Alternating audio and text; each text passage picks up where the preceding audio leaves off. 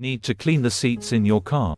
This video has some great advice to get the inside of your vehicle looking great. 1. Vacuum the automobile seats to remove loose dirt, dust, and debris. Reach all seat crevices with a handheld vacuum or the right attachment for your normal vacuum. Vacuum the seat backs and cushions as well. 2. Spot washing automobile seats helps remove tiny stains and spills. Mix a mild detergent or upholstery cleaner with water as directed. Dampen a clean cloth or sponge with the solution and gently wipe the stain from the outside in. Scrubbing forcefully spreads the stain, so instead dab, blot or wipe the area very lightly. Remove the residue with a clean, moist towel after lifting the stain. Air dry the seat.